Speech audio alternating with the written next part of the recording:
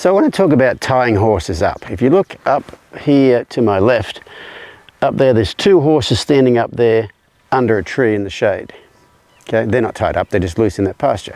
But over here on my right is another horse that is standing in the shade of a tree, and he just happens to be tied up. And he's tied up, just, you know, he's got a rope hanging from that tree there. But recently I had someone reach out and ask me, they said, what's your opinion on patience poles? And what people call a patience pole is a pole in the ground, has a swivel at the top you can tie a horse to, and they can move around. This kind of works the same.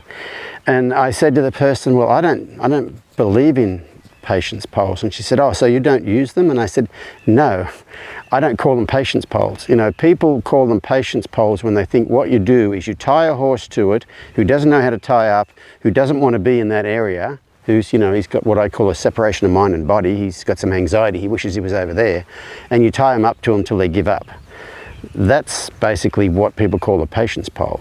I'm not opposed to tying a horse to one of those things, but it would not be about patience. You know, the horse would have to know how to tie up already. Like Bodhi here, for instance, when I first started tying him up, you think about when you're trying to teach a horse to tie up, you're trying to get him to want to stand still in the place that you are. So what I did with him and his brother Rupert, they lived in a pasture together, I would hang hay bags on a fence every morning for their breakfast, and they'd come over and they'd stand eating at those hay bags.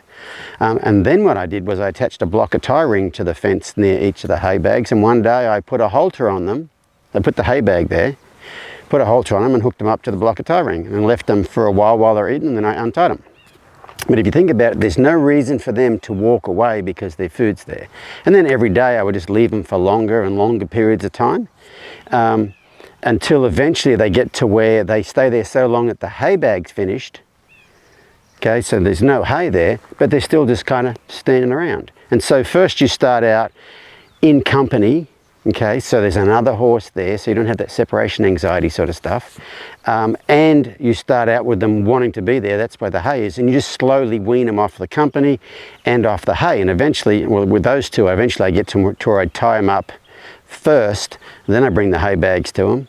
Okay, so they stand there for a little while without a hay bag before it comes, and then I'd leave them afterwards. But the big thing is, teaching a horse to tie up, it's very important that it's a process.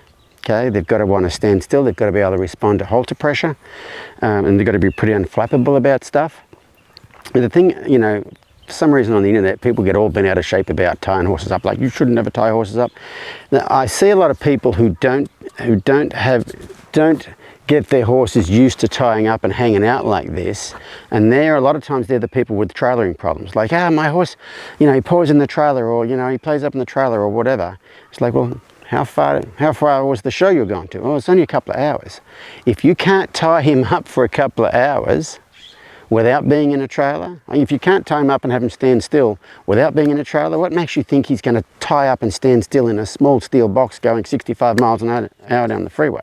It's not going to happen. So anyway, these are my thoughts on tie poles. I don't really believe in, patience poles. I don't really believe in the word patience poles. You know, this tree, it's not a patience tree, it's an oak tree. Bodhi's tied to it, so I suppose you could call it a Bodhi tree, but I wouldn't call it a patience tree. And anyway, so I'm not a fan of just tying horses up and letting them thrash it out, but that does not say I'm not a fan of tying horses up. Those are two separate ideas that people tend to throw them all in one basket.